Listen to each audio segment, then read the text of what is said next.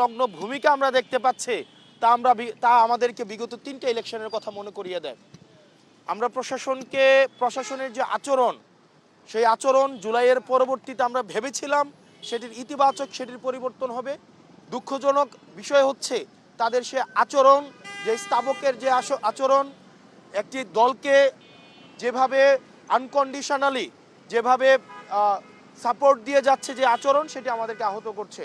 এভাবে যদি চলতে থাকে তাহলে এই সরকারি অর্থ অপচয় করে এই নির্বাচনের কোনো প্রয়োজন নেই।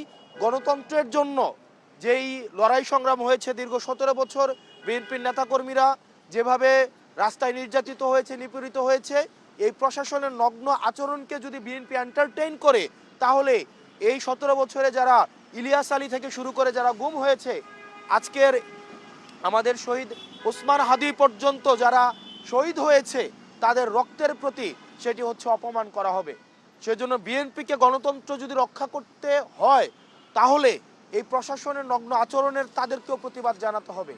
আর যদি প্রতিবাদ না জানায় তাহলে জনাব তারেক জিয়া সাহেবকে নির্বাচন কমিশনারের সাথে বসে ওনারা কয়টা আসন চায় সেটি দিয়ে এই জনগণের সাথে কোনো প্রহসন করার আসলে আমি প্রয়োজন বোধ করি না।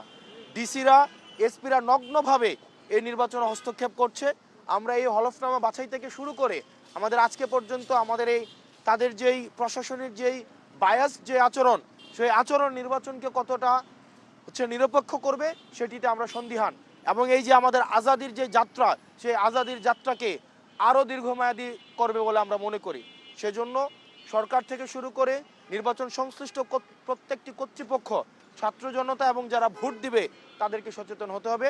এবং আমরা নিশ্চিত করতে চাই আমাদের রক্ত যাক, আমাদের এই আজাদির সিলসিলা অব্যাহত থাকুক, এবং আমাদের যদি আরও জীবন দিতে হয় আমরা সেটির জন্য প্রস্তুত। কিন্তু আজাদি, চূড়ান্ত আজাদি না হওয়া পর্যন্ত এই আমাদের লড়াই অব্যাহত থাকবে।